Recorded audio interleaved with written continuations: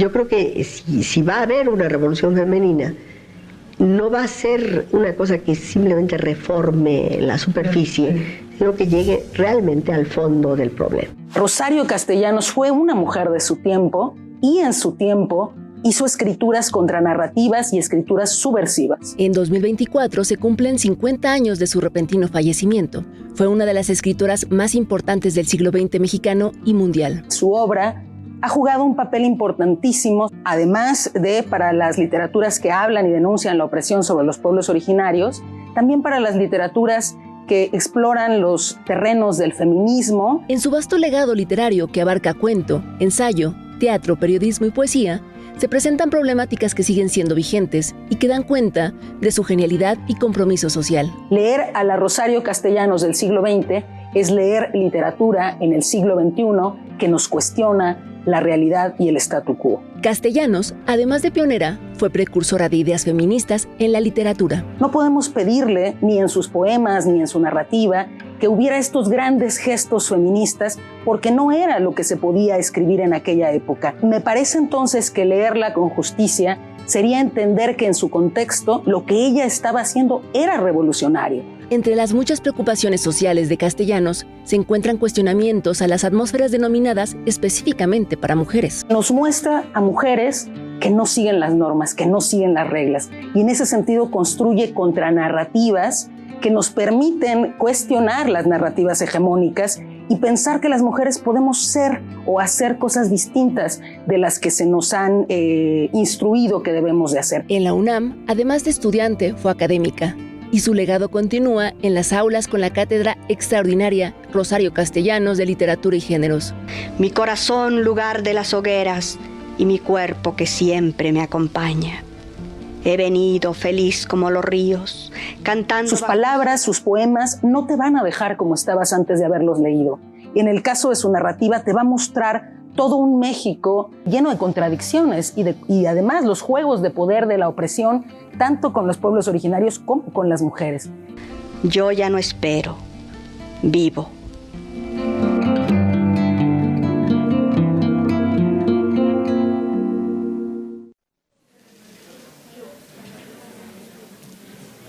Muy buenos días, me da mucho gusto, me siento muy honrada y muy emocionada por estar esta mañana aquí. Les doy la más cordial bienvenida y les agradezco su presencia. Como yo soy esencialmente poeta, pues escribí una conferencia en verso, porque eso es a lo que me dedico, y además como estoy profundamente convencida de que la escritura es colectiva, pues en esta conferencia van a encontrar mis palabras y por supuesto también las palabras de Rosario Castellanos. Esta conferencia que les voy a compartir esta mañana se titula Aquí arder, aquí hablar. En el centro de la llama, mi centro, aquí arder, aquí hablar lo verdadero. En la poética de Rosario Castellanos, la metáfora del fuego emerge inicialmente vinculada al yo. De igual modo, en versos sucesivos aparece concatenada de manera intrínseca al lenguaje. Esa que soy y que arde está aquí para decir, para nombrar y nombrarse. En esta breve y contundente declaración poética se trasluce además la reiterada enunciación que Castellanos formuló de múltiples modos a lo largo de toda su obra acerca de la naturaleza efímera, finita y dialéctica de nuestra condición humana. Ser es arder, arder es hablar. Por tanto, el lenguaje, las palabras, son aquello que nos ofrece la posibilidad de perdurar mientras lo que somos se consume. Esta conferencia gira en torno a la pregunta ¿qué es lo que arde? Y en consecuencia, ¿qué es lo que a medio siglo de su partida pervive y crepita en la literatura de Rosario Castellanos? En lo que sigue intentaré compartir con ustedes una interpretación que plantea que estas altas llamas se manifiestan alegóricamente como A, una forma de combatir la inevitable cárcel de ceniza de la existencia, como traduce Castellanos nuestra inexorable mortalidad. ve un desplazamiento poético para apropiarse, aunque sea solo un instante, de ese continuo estarse yendo, de ese marcharse inapelable de las cosas. C, un gesto de resistencia ante los mandatos de género, y D, un camino para contar la propia historia, para construir subjetividades femeninas y desdecir los márgenes y el olvido. En suma, se trata de sublevarse contra cualquier destino impuesto, del deseo de pervivir, de existir por y para sí, de ser visible, de que el fuego de Rosario no se apague nunca. Esta, por supuesto, es la lectura que propongo desde el siglo XXI de una obra literaria escrita en el siglo XX. Pero esta conferencia es también el fruto de una pregunta que me hizo una historiadora en una entrevista hace un par de meses. Me preguntó si considero que la obra de Rosario Castellanos es radical. Cuando terminó de hablar, tomé aire y contesté afirmativamente. Pero ahora, frente a ustedes, me interesa desmenuzar en qué sentido y por qué respondí que sí. De la RAE transcribo los significados que dialogan con mi argumentación. El diccionario apunta que radical es aquello perteneciente o relativo a las raíces de las palabras, que nace inmediatamente de la raíz, si de una hoja se trata. Fundamental, esencial, sustancial, básico, primordial, contundente, rotundo, revolucionario. Y acá vuelvo a las lumbres. Mi corazón no es mi corazón, es la casa del fuego, insiste Castellanos, en una afirmación que es también un eco que convoca, una reverberancia de un mensaje proferido por quienes habitaron la tierra antes que la autora. Esta tierra que piso es la sábana amante de mis muertos. Aquí vivieron, ahora estoy yo aquí. La escritura de Castellanos parte del origen. Es importante hacer notar cómo los versos iniciales de Trayectoria del Polvo, su primer libro publicado, un poema de largo aliento seccionado en 10 estancias, que la propia Rosario definió como una suerte de resumen de sus conocimientos sobre su vida, sobre sí misma y sobre los demás, a través de la cual pretendía abarcar el universo entero y conferirle sentido. Estos versos iniciales de Trayectoria del Polvo aluden al principio de los tiempos. Me desgajé del sol, era la entraña perpetua de la vida, y quedé lo mismo que la nube suspensa en el vacío. Recordemos también que cuando Castellanos publicó su primer poemario, tenía 23 años apenas y sus padres habían fallecido meses atrás. En esta escritura que dialoga frontalmente con Muerte sin fin de José Gorostiza, la autora concluye, junto con el poeta contemporáneo, que vivir es morir, que la muerte nos va invadiendo lenta, poro a poro, y que la vida es ese morir a gotas que a Gorostiza le sabe a miel. Ese que el poeta llama el perpetuo instante del quebranto es el momento en que se cumple nuestra mortalidad, en el que finalmente nos alcanzan las etéreas llamas del atroz incendio y nos consumen. Pero esas lumbres que en Gorostiza son el epítome de la pérdida de todo el esplendor de la belleza, en Castellanos se resignifican como un estallido de lucidez y vitalidad sustentado en la conciencia de que habitar aquí y ahora es nuestro único salvoconducto. Me gusta pensar que cuando Castellanos se pregunta ¿cómo creció esta fiebre de hormigas en mis pulsos? Esas hormigas que vienen andando desde Muerte sin fin y esa fiebre súbita son el germen de su poética presentista, una poética vital y ontológica en la que se apropia muy a su modo de ambas caras de la moneda. Innegable es nuestra naturaleza perecedera. El amor también es polvo y ceniza, nos advierte la poeta. Verdadero es que nadie se salva del destino de finitud que compartimos, que inútil es correr, precipitarse, huir hasta inventar nuevos caminos, que como escribe Rosario, todo se queda aquí. La tierra, las pezuñas que la huellan, los belfos que la triscan, los pájaros llamándose de una enramada a otra, ese cielo quebrado que es el mar, las gaviotas con sus alas de viaje, las cartas que volaban también y que murieron estranguladas con listones viejos, todo se queda aquí. He venido a saber que no era mío nada, ni el trigo, ni la estrella, ni su voz, ni su cuerpo, ni mi cuerpo, que mi cuerpo era un árbol y el dueño de los árboles no es la sombra, es el viento. Pero cierto es también en la poética de Castellanos que el hoy, que el ahora, que el aquí, que este instante que habitamos es la breve brasa que somos y que este día para arder, como nombra la poeta nuestra existencia entera, es lo único que tenemos para aferrarnos a hacer de esta chisporroteante hoguera, que es el presente, nuestra forma de resistir adueñándolos de la materia temblorosa y volátil, durable solo en la memoria y en el lenguaje que constituye nuestro ser. Para Castellanos, asumir la muerte es entregarse a la vida, como quien ama un río, dice, como quien hace casa para el viento, como quien deja un palomar abierto. Pero, ¿cuál es entonces el mecanismo existencial específico para hacer suya su propia mortalidad que nos propone Castellanos? Podemos hallar algunas pistas de sus posibles respuestas en su tercer libro de poesía, De la vigilia estéril, publicado por Ediciones América en 1950, cuando Rosario tenía 25 años. Este es un libro sobre lo que se deshace y lo que se ha ido, pero también sobre revelarnos a cumplir un destino. La muerte, lo efímero, lo vulnerable y la soledad son temas recurrentes en sus páginas.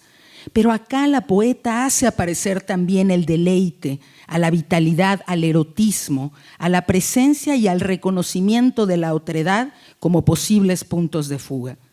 En su poema, En el filo del gozo, Castellanos escribe: entre la muerte y yo he erigido tu cuerpo, que estrelle en ti sus olas funestas sin tocarme y resbale en espuma deshecha y humillada, cuerpo de amor, de plenitud, de fiesta, palabras que los vientos dispersan como pétalos, campanas delirantes al crepúsculo, todo lo que la tierra echa a volar en pájaros, todo lo que los lagos atesoran de cielo, mas el bosque y la piedra y las colmenas. Cuajada de cosechas, bailo sobre las eras, mientras el tiempo llora por sus guadañas rotas. Frente a la muerte, el gozo de arder, de bailar, de volar, de sentir al propio cuerpo y al cuerpo junto al nuestro. Eros y Tánatos. En Eros, el dulce amargo, Anne Carson asevera que todo lenguaje muestra la estructura del deseo. ¿Qué es lo que dicen una y otra vez las palabras de deseo de las personas amantes? Hablan del presente, convocan siempre a la hora del que no quieren partir, afirma Carson. En la poética de Castellanos, la experiencia de la muerte nos avasalla y nos arroja paradójicamente hacia su contrario, hacia la vida, la materialidad, la corporeidad, lo sensible. En este sentido, puede que Misterios gozosos, un texto poético con múltiples alusiones al fuego y a la tierra, de donde he extraído el verso que da título a esta conferencia, sea una de las escrituras más luminosas de Castellanos. En estos versos crecen las súbitas raíces del asombro y la vida germina en todo su esplendor y potencia. He venido, feliz como los ríos, cantando bajo un cielo de sauces y de álamos, hasta este mar de amor hermoso y grande. Yo ya no espero, vivo. Misterios gozosos pertenece al libro Poemas 1953-1955, publicado en 1957 por la editorial Metáfora. Y si bien en este volumen nuevamente la propuesta de fondo consiste en mostrarnos al comienzo del poemario una atmósfera de fugacidad, a este paisaje de pérdida se confronta y se yuxtapone la potencia del deseo de duración y la presencia de una subjetividad que afirma: era mi corazón el que ardía. Así, en este poemario, Castellanos deja claro que las palabras poéticas constituyen el único modo de alcanzar lo permanente en este mundo. Porque una palabra es el sabor que nuestra lengua tiene de lo eterno, por eso hablo, dice la poeta.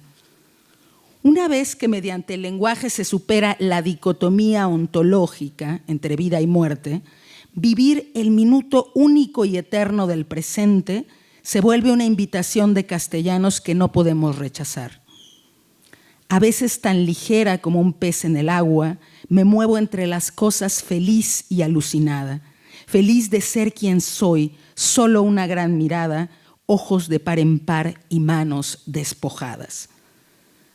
Cuando Castellanos afirma en Misterios Gozosos, yo no soy más que un pequeño cauce amoroso del agua, la poeta se apropia de su efemeridad, haciendo del fluir, del estarse siempre yendo, la naturaleza metafísica de su ser y del mundo. Al modo del Pantarrey o todo fluye, nada permanece, de Heráclito de Éfeso, quien, no olvidemos, habló también del fuego siempre vivo que animaba el alma de todas las cosas, del fuego como cosmogonía, como símbolo del devenir perpetuo y de la lucha de opuestos.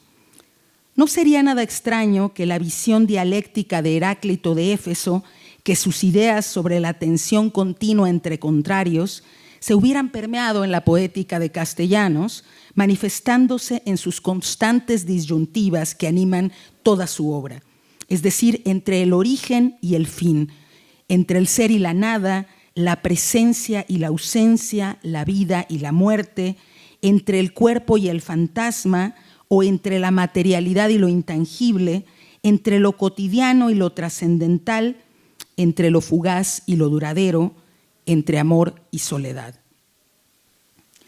Frente a esta condición evanescente, ante la ausencia de lo que ya no está, de las presencias que la propia autora ha perdido, su madre, su padre, su hermano menor, el desplazamiento poético de Castellanos convierte la presencia de la ausencia en una caja de resonancia en la que reverbera como un loop la continuidad del oído. Yo no sería si no fuera este castillo en ruinas que ronda tu fantasma, escribe Castellanos en las elegías del amado fantasma. Detengámonos en este par de versos. Yo no sería si no fuera este castillo en ruinas que ronda tu fantasma. Veamos cómo la subjetividad que construye la poeta, en esa subjetividad, en ese presente que crea y recrea, está sustentado en dar presencia a un eco intangible. El yo sucede en tanto sitio para albergar lo fantasmático, lo espectral. Es un archivo afectivo de lo etéreo.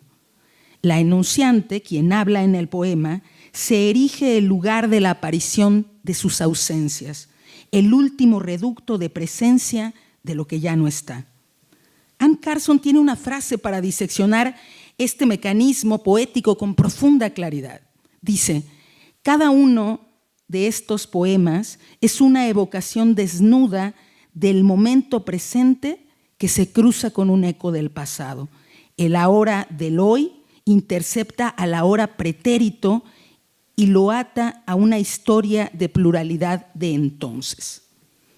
Recapitulemos.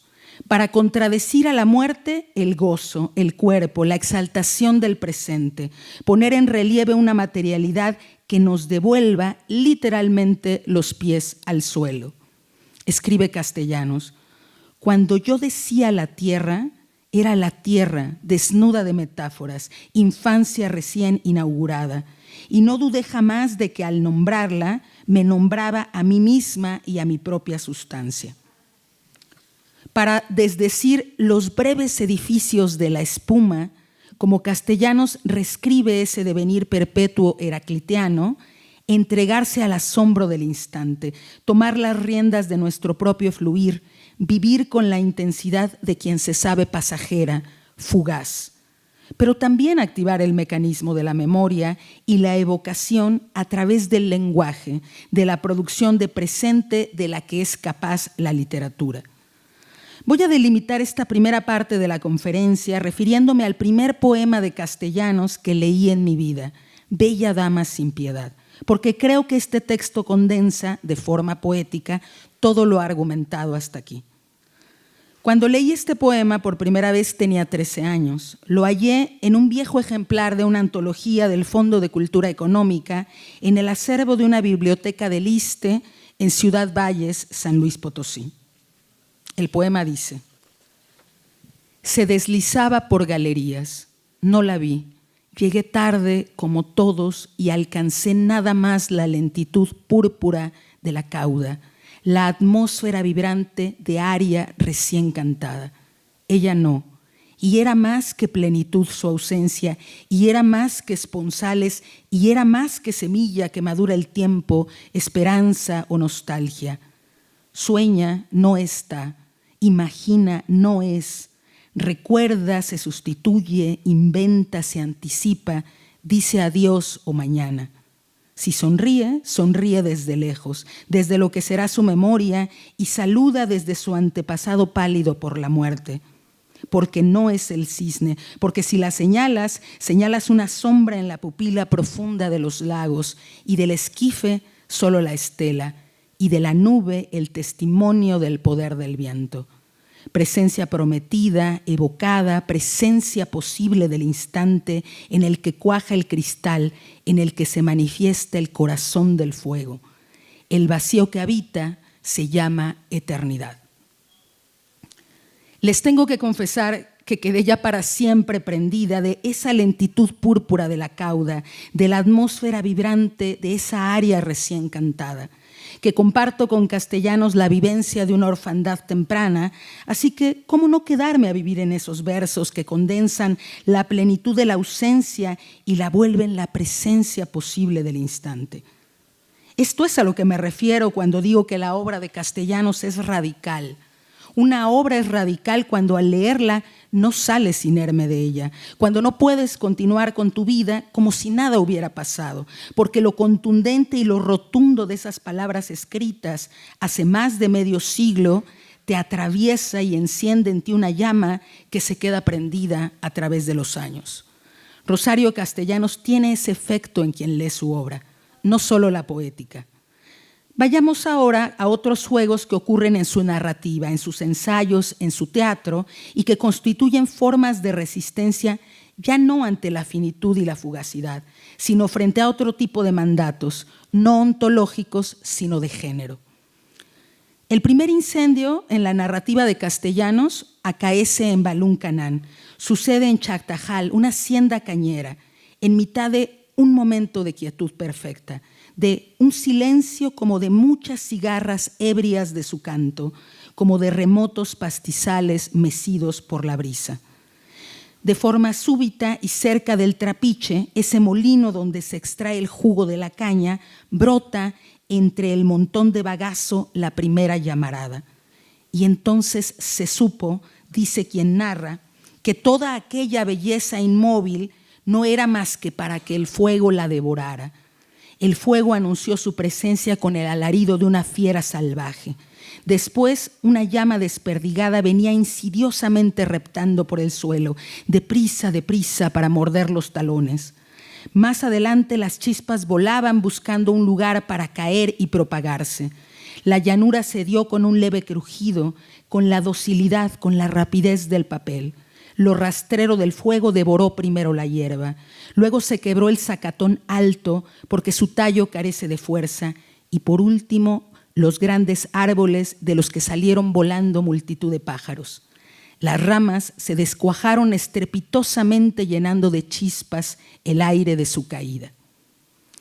Y en medio de todo este estruendo, de estas lumbres crecidas que al interior de la novela son leídas por los personajes oprimidos como un acto inesperado de justicia, la mirada de quien narra voltea la cámara hacia el suelo.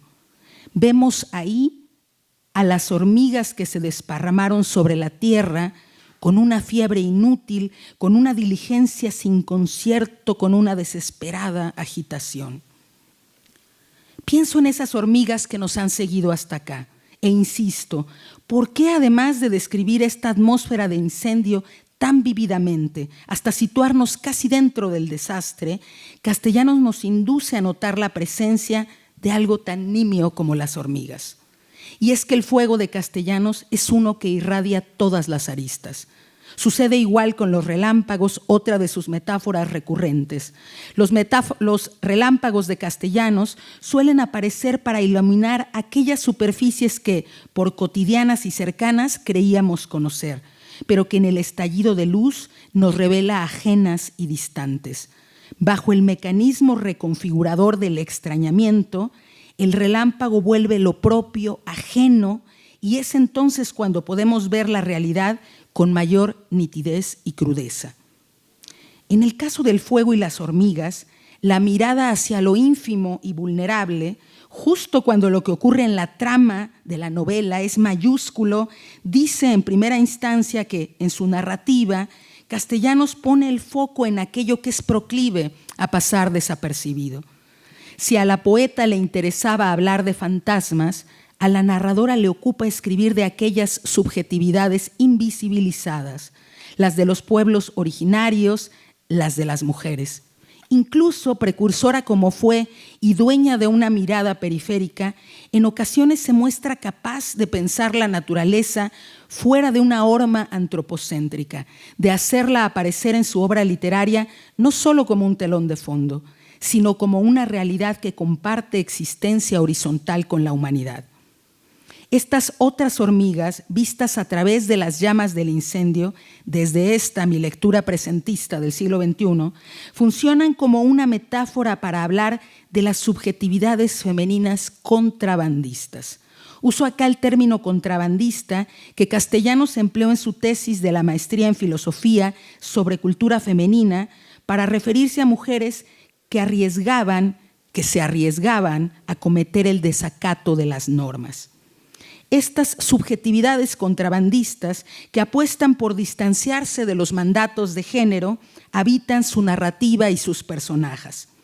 Pienso entonces en Gertrudis y Reinerie, dos de las protagonistas de Los convidados de agosto, su segundo volumen de cuentos publicado en 1964 por Ediciones Era. En el cuento Amistades efímeras, Gertrudis es una chica que despacha a la tienda de su padre. Atiende su casa, a sus hermanos y a su novio Óscar, quien le manda cartas que es incapaz de escribir por sí mismo y que copia del epistolario de los enamorados.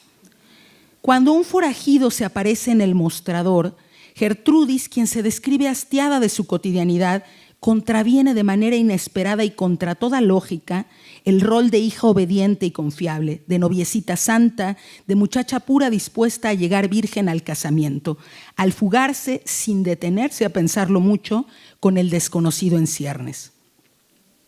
Por su parte, en Vals Capricho, Reinerie, hija de un blanco con una mestiza, es depositada por su padre al cuidado de sus tías con la encomienda de que la educaran y la pulieran en el roce social. En suma, de que la convirtieran en lo que la sociedad esperaba de una dama. Dice Rosario, pero Reinerie no encaja en el papel de señorita comiteca. No proviene de un matrimonio, no sabe usar zapatos, es ruda, efusiva y voluntariosa. No acepta galanterías de los hombres y posee habilidades y conocimientos de oficios y tareas masculinas que la sitúan en una condición de desconcertante igualdad. Los jóvenes no saben cómo actuar frente a ella, ya que en sus relaciones con las mujeres contaban con un ingrediente indispensable, con su ignorancia de la vida. De ellos dependía prolongarla o destruirla. En el primer caso tenían segura la sumisión, en el segundo la gratitud. Para Gertrudis y Reinerie, lo sabemos, no hubo finales felices.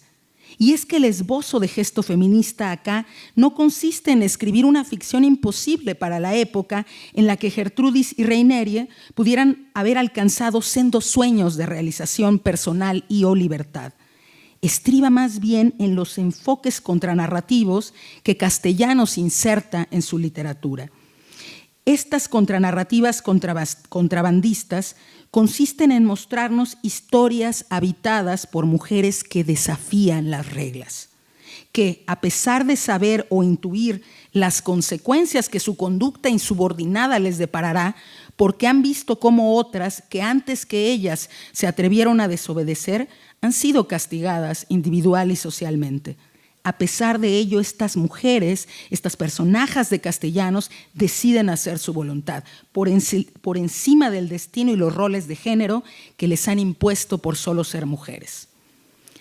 El poder de las contranarrativas, nos queda claro, es ofrecer caminos alternos a los metarrelatos hegemónicos, decirle a las personas que leen la literatura que las contiene: la historia puede ser distinta de como te han contado que es o debería de ser. Por ello, las contranarrativas originan modelos que disienten de los estereotipos, en este caso de la feminidad, que nos han dictado a través de los siglos, y con ello ponen en duda, hacen trastabillar, aunque solo sea un poco, las ideas de lo que deberíamos ser o hacer las mujeres. Pienso en un par de obras más que incluyen contranarrativas contrabandistas. Una de ellas la encarna el personaje de Catalina Díaz Pueyrredón, perteneciente a Oficio de Tinieblas, novela publicada en 1962 bajo el sello editorial Joaquín Mortis. Catalina tiene 20 años y está casada con Pedro González Winnington, juez de la comunidad chamula. En este personaje femenino, como sostiene Ana Sofía Herrera en Negociar con la abyección, Catalina, la voz y la subalternidad en Oficio de Tinieblas de Rosario Castellanos, se conjugan varias intersecciones. Catalina es mujer, es indígena, es estéril y es una ilol, es decir, una curandera y una vidente. Alguien con la capacidad de sanar a otras personas, de ver y comunicarse con las deidades, pero también con la naturaleza. Catalina solía tener en sueños largas conversaciones con el agua. ¿Por qué pienso en Catalina Díaz Pueyrredón como un ejemplo de una contranarrativa feminista? Porque en la compleja conformación de esta personaje, Castellanos teje opresiones, pero también abre puntos de fuga. Su condición de mujer, de indígena y de esterilidad la colocan muchas veces contra las cuerdas, la vuelven una subjetividad abyecta desde un punto de vista colonial y patriarcal. Pero Rosario la dota de la posibilidad de devenir en alguien que puede hablar con aquello que está más allá de la materialidad, alguien con una capacidad que rebasa a la colectividad y por ello merece el respeto del pueblo, incluido el de los hombres. Catalina prefirió esperar, pero su pasividad era solo aparente. No cesaba de invocar a sus aliados oscuros, a las potestades que pueblan el aire, a las que rigen la noche, a las que presiden los hechos. Cuando Castellanos escribe en Oficio de Tinieblas acerca de esos seres pequeños que se manifestaban con rumores como la resquebrajadura de la hojarasca, pienso que bien podría ser una metáfora de las subjetividades femeninas atravesadas por diversas capas de opresión a las que, en casos como el de Catalina Díaz Pueyrredón, la narradora provee de un resquicio posible para respirar, una dosis mínima de agencia, aunque sea solo por un momento, que le permite no el grito, pero sí el susurro, no el derribar los muros, pero sí la grieta, la fisura que aún sutil mella. El siguiente ejemplo de contranarrativas contrabandistas podemos hallarlo en Álbum de Familia, su tercer volumen de cuentos publicado por Joaquín Mortis en 1971. Acá hay dos rasgos primordiales: el humor con el que Castellanos confronta el mito de la abnegada mujercita mexicana y la profunda crítica que entre ironía e ironía hace al esencialismo de lo femenino y que implica, por tanto, la pregunta personalísima por la propia identidad de las mujeres. Pensemos en la célebre protagonista de Lección de Cocina, una joven recién casada a quien la narradora sitúa en una cocina impoluta, el lugar asignado por antonomasia y por el patriarcado a las mujeres. Mientras, como es de nuestro conocimiento, echa un bistec a la sartén y prende las lumbres de la estufa con el fin de preparar la comida para su marido, la protagonista dilucida en un monólogo interior los mandatos y roles de género que le han sido conferidos socialmente para luego sublevarse a dichos preceptos. Cuando consulta el recetario en busca de instrucciones y la redacción le parece incomprensible, se rebela contra esa escritura gastronómica y sus supuestos sobre la feminidad, así como al hecho de que la cocina no sea asignada como un sitio connatural a las mujeres. Dice: me supone una intuición que según mi sexo debo poseer, pero que no poseo. Parten del supuesto de que todas estamos en el ajo y se limitan a enunciar: yo, por lo menos, declaro solemnemente que no estoy, que no he estado nunca en este ajo que ustedes comparten ni en ningún otro. Jamás he entendido nada de nada. Pueden ustedes observar los síntomas. Me planto hecha una imbécil dentro de una cocina impecable y neutra. Noten cómo el desparpajo de esta protagonista diciendo que se planta hecha una imbécil en un sitio que debiera serle inherente y que afirma que lo de la intuición femenina para cocinar es una patraña. Es otra de las flamas castellanas que una vez encendida, es decir, una vez leído este relato, no puede apagarse fácilmente. La joven recién casada expresa además su inconformidad respecto al desigual reparto y a la falta de pago por las labores domésticas realizadas. Dice: he de mantener la casa impecable, la ropa lista, el ritmo de la alimentación infalible, pero no se me paga ningún sueldo, no se me concede un día libre a la semana.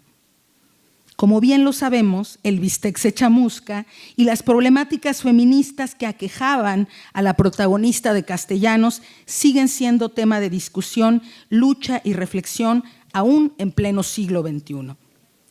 Pero que la literatura escrita por una mujer en los años tempranos de la segunda mitad del siglo XX otorgara representatividad literaria a problemáticas básicas, que denunciara el juego de poder de las relaciones de género, cuando evidentemente la literatura masculina las obviaba o invisibilizaba, es también un acto radical de enunciación de las condiciones de opresión de las mujeres de su tiempo.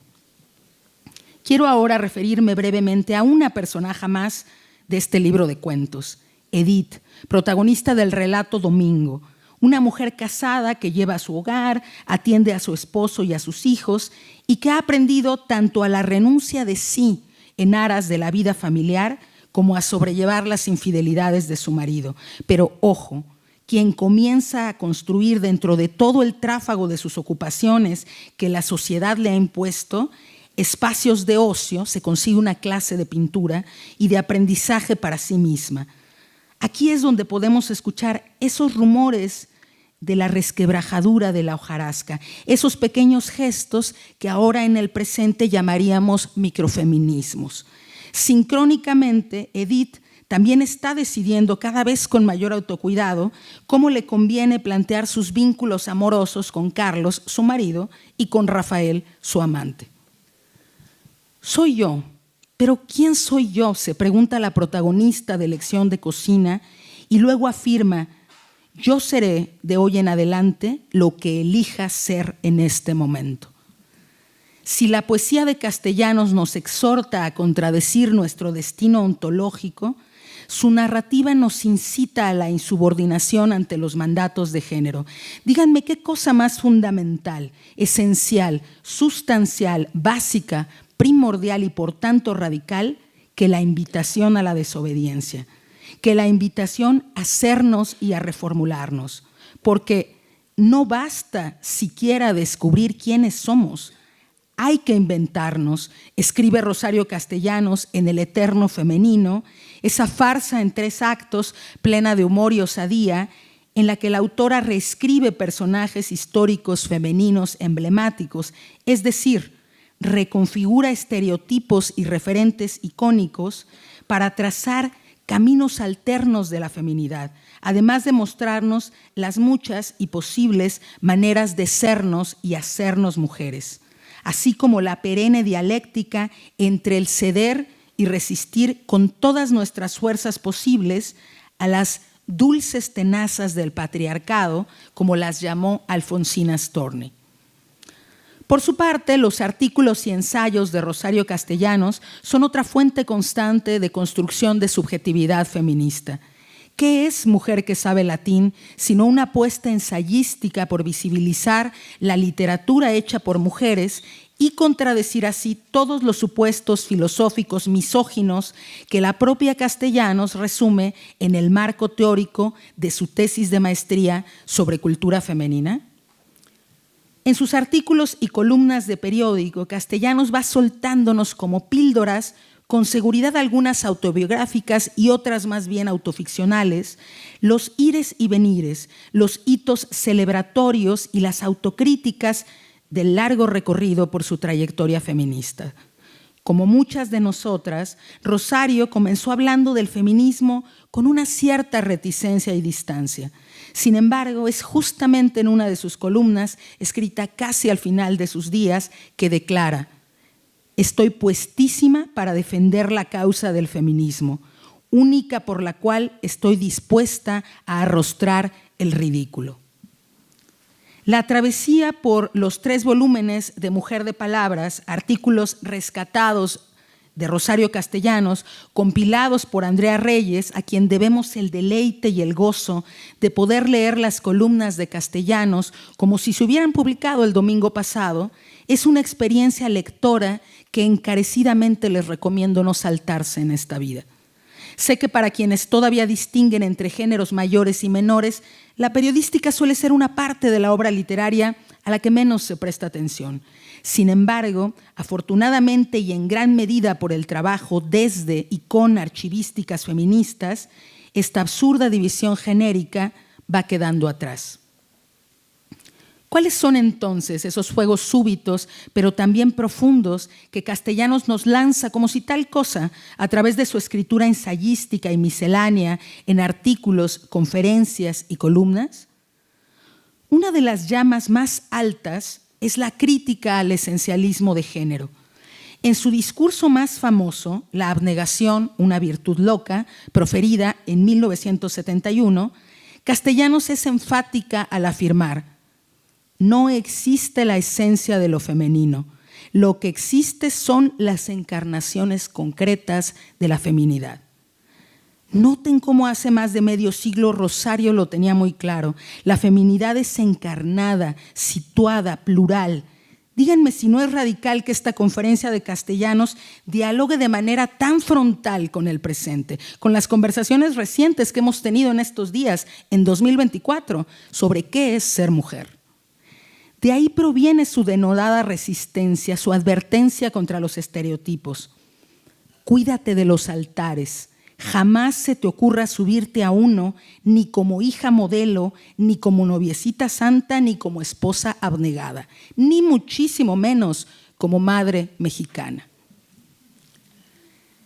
En estas escrituras, Castellanos pasa revista a muchas de las problemáticas del feminismo que nos sigue ocupando hoy día: la maternidad, el trabajo doméstico, la doble o triple jornada laboral, la equidad de género, la independencia, la autonomía y la emancipación femenina, pero también el cuerpo de las mujeres como ese espacio personalísimo, íntimo y al mismo tiempo político, desde donde es posible generar agencia. En 1970, por ejemplo, escribe: el primer paso a la independencia, al dominio de sí misma, es adueñarse del instrumento inmediato gracias al cual entramos en contacto con lo que nos circunda. Adueñarse del cuerpo propio. Eso es lo que nos recomienda en 1970 Rosario Castellanos. Insisto, hace poco más de medio siglo, Castellanos nos exhortaba a apropiarnos de nuestra corporalidad como una manera de construir subjetividad personal y política. Por lo mismo, se revelaba una y otra vez a las acotaciones y hormas que el patriarcado dictaminaba sobre los cuerpos femeninos. Como cuando en uno de sus textos, también en 1970, diserta contra un artículo que calificaba de antiestética y antifemenina la participación de mujeres en un campeonato de fútbol.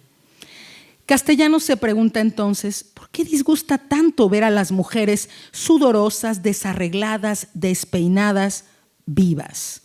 ¿Por qué se les desea inmaculadas, pulcras en un aparador? ¿Por qué en ese ideal hegemónico y machista el cuerpo femenino, para encarar el más modesto de los ideales estéticos, dice Rosario, tiene que ser un cuerpo inmóvil, paralítico, inerte? Castellanos vislumbraba con nitidez que el cuerpo femenino ha sido siempre un territorio en disputa en el que durante mucho tiempo las mujeres no tuvieron potestad.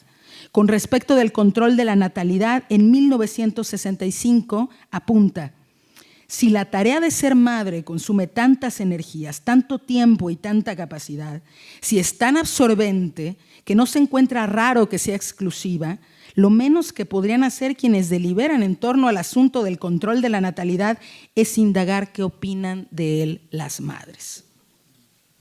He aquí otra vez el rumor de la hojarasca, esa ventisca incendiaria, esos resquicios por donde la vemos buscar, demandar y plantear agencia concreta para las mujeres.